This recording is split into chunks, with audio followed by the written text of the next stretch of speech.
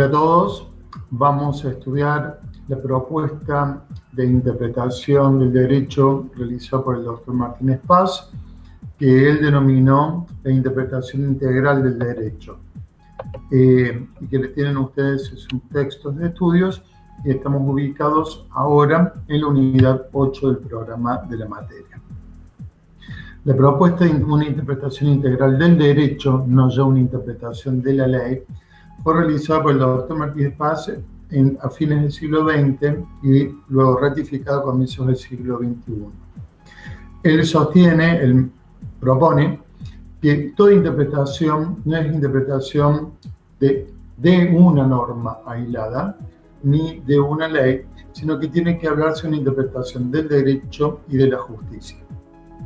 Para poder hablar de una interpretación integral tenemos que tener tres elementos que nunca deben faltar en una interpretación. Son los presupuestos, el tipo de interpretación y los procedimientos propiamente dichos. Con esto, el cambio elige la cuestión en donde clásicamente se ponía el acento en los métodos o procedimientos para poder asignar un sentido o significado a la ley, y él sabiamente prevé que los procedimientos en realidad están condicionados por el tipo de interpretación que se trate y sobre todo por los presupuestos. Cuando hablamos de los presupuestos de la interpretación, estamos hablando de las condiciones que tiene que tener en cuenta todo intérprete en el momento de abordar el texto de una norma, de una ley, de un complejo normativo.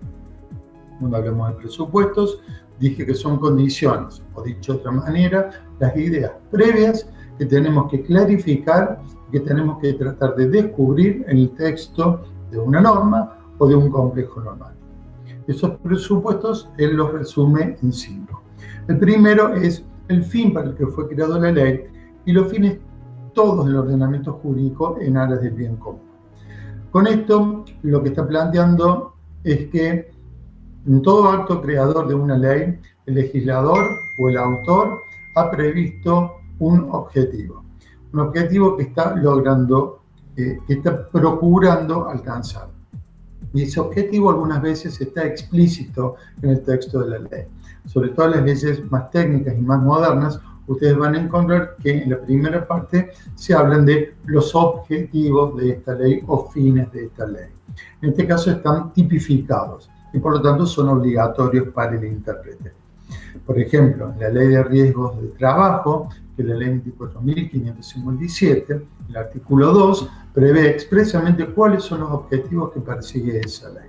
Y por lo tanto, son vinculantes para el intérprete. Pero aunque no estuvieran declarados, que es lo que ocurre con el resto de las leyes, códigos o complejos normativos dictados por el legislador, el fin está, aunque sea implícito, y debe tratar de descubrirse cuál ha sido el mismo. Segundo presupuesto se refiere al valor jurídico y valor social, es decir, no están disociados.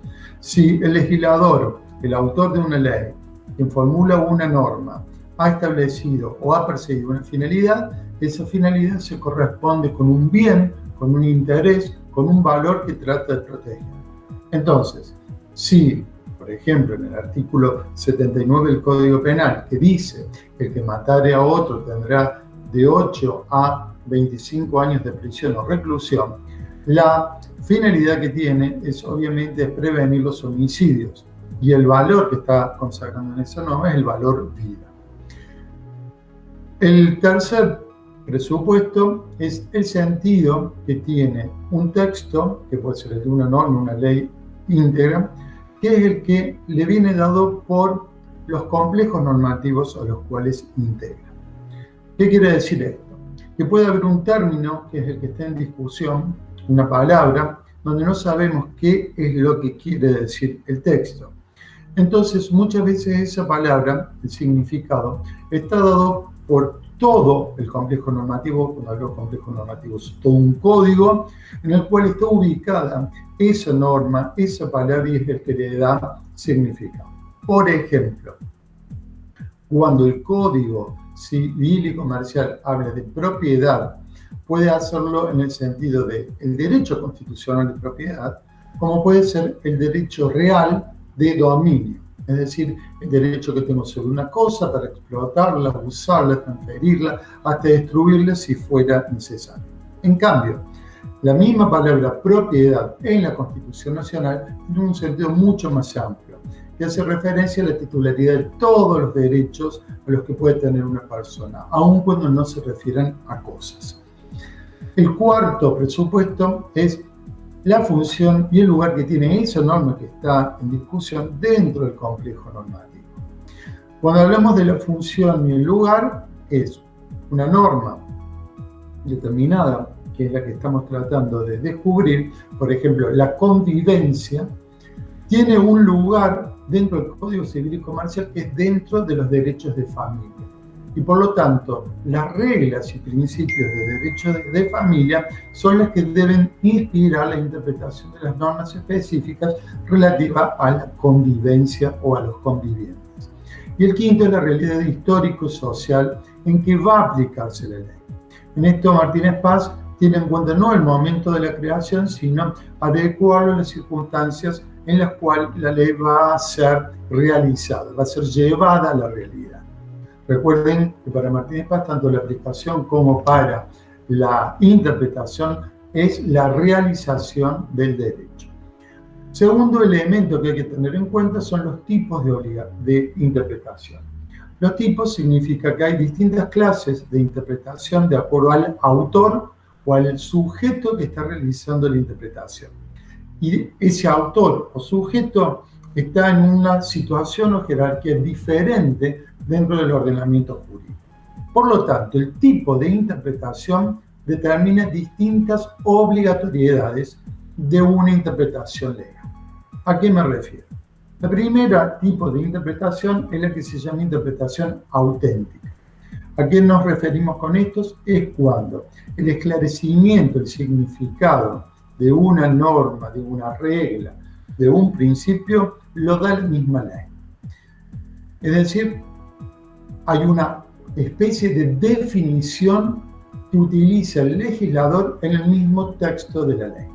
Por lo tanto, si tenemos que aclarar el sentido de una ley y esa ley u otra dice cuál es el significado de un término, de una expresión, de una alocución, de una finalidad, eso tiene que tenerse, y ese sentido, significado lo da una norma legal. Esa norma legal es tan obligatoria como la que tenemos que interpretar. Un caso típico es la definición de qué es un funcionario público o un empleado público que ustedes tienen en el artículo 77 del Código Penal. Luego tenemos otro tipo de interpretación que es de índole judicial o jurisprudencial. Como el nombre lo indica, es la interpretación que hace de un texto legal, de un complejo normativo, que se realiza, como les dije, en una sentencia, en cuyo caso es una interpretación judicial y por lo tanto la realiza un juez. Y si esa interpretación viene siendo sostenida a lo largo del tiempo y para la misma materia, para la misma problemática, los jueces en su conjunto o en una masa crítica siguen con el mismo significado atribuyéndole al texto de ley, aquí estamos frente a esta interpretación. Como es judicial o jurisprudencial, nosotros hemos visto en la unidad anterior, en la unidad 7, que las normas creadas en una sentencia o en una jurisprudencia tienen un campo de obligatoriedad circunscripto a los destinatarios de esas normas particulares. En otras palabras, este tipo de interpretación judicial solamente es obligatoria para el caso concreto. Si hablamos de una interpretación jurisprudencial, es indicativa para los jueces de que tienen que seguir por ese camino, aunque no es siempre obligatorio. Un caso particular se plantea con los fallos de la Corte Suprema de Justicia de la Nación, a los cuales ella misma le ha dado un alcance más amplio del que estamos hablando. Cuando se tratan de cuestiones de llamado derecho federal, como por ejemplo interpretación de la Constitución Nacional, la Corte ha declarado que sus fallos son obligatorios para los tribunales inferiores del país.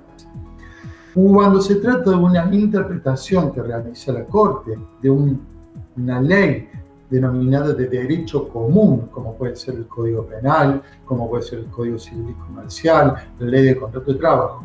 La Corte dice que sus sentencias son obligatorias para los jueces inferiores, en el sentido de que ellos no pueden apartarse de los precedentes, caso contrario incurrirían en arbitrariedad. Si incurren en arbitrariedad, esa sentencia es recurrible ante las instancias superiores y puede llegar ante la misma Corte Suprema, que va a descalificar, es decir, dejar sin efecto ese fallo porque se apartó de su propio precedente. La Corte deja salvo que los jueces inferiores pueden apartarse de los precedentes o fallos de la Corte Suprema en estos casos cuando dan nuevos motivos no tratados por las Cortes, o están tratando circunstancias no consideradas por el fallo que debe servir de precedente. Como ustedes ven, la Corte Suprema de alguna manera ha dado un alcance mayor de obligatoriedad a su propia jurisprudencia. La interpretación de tipo doctrinal es la que realizan los autores, los investigadores, los estudiosos del derecho. Por ejemplo, en el texto de Introducción al Derecho de Martínez Paz, el texto de Propuestas de Metodologías Jurídicas, o los textos que ustedes estudian en donde les explican qué es el derecho privado, el derecho penal, el derecho constitucional, que están realizados por profesores, por científicos del derecho, por investigadores, realizan una interpretación de esta índole. La interpretación de tipo doctrinal no es obligatoria y por lo tanto no se le debe obediencia a la misma, pero sí tiene un alto valor porque sirve de guía. De hecho, en nuestro sistema argentino, la interpretación doctrinal es una de las fuentes que utilizan los tribunales para realizar la interpretación judicial o jurisprudencial. Otras veces, la interpretación doctrinal ha revelado problemas que tiene la inteligencia de los textos legales, términos mal utilizados, y eso ha llevado a que el legislador dicte una nueva ley corrigiendo o aclarando los términos de la ley anterior.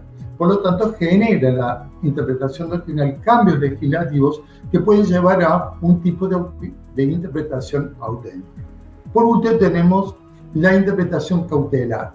La interpretación cautelar es, por ejemplo, la que realizan los abogados cuando viene un cliente a plantearle un problema, cuando los que realizan los asesores jurídicos en el ámbito de la administración pública o los asesores de un auditor general de la nación o los asesores que asisten a los legisladores en la creación de la ley. Es una interpretación que previene un conflicto o que trata de resolverlo. Obviamente esta interpretación no es obligatoria. Entramos a la última parte, el último elemento de la interpretación integral, que son los procedimientos o métodos fijados por Martínez Paz para interpretar. El primero que propone es el literal gramatical. Como su nombre lo indica, tenemos que descubrir el significado de las palabras utilizadas por el legislador en el texto de la ley. Y para lo cual tenemos que ver significado de palabras o la función que desempeñan en una proposición, si es sujeto, si es complemento directo, indirecto, si es un complemento causal, es decir, atribuye causas. En esto tenemos que tener especialmente en cuenta lo que se llaman las expresiones técnico-jurídicas. Es decir, cuando se analiza el significado de una palabra, tenemos que ver si no es una palabra técnica, precisa, propia del derecho. En este caso tiene que prevalecer el vocablo o el término técnico jurídico antes que el normal y ordinario. El segundo es el lógico sistemático, en el cual tenemos que tratar de descubrir cuál es el significado de una ley por su relación dentro de todo el ordenamiento jurídico. Es decir, lo relacionamos con la Constitución, lo relacionamos su sentido con el resto de las leyes que integran todo el ordenamiento jurídico. Y en tercer lugar, y por último, está el procedimiento o método que el doctor Martínez Paz llama histórico, que en realidad abarca dos aspectos. Por un lado, se deben tener en cuenta los trabajos que sirvieron de antecedente para la formulación de la ley. Esto es, los debates parlamentarios, lo que se llaman los trabajos previos.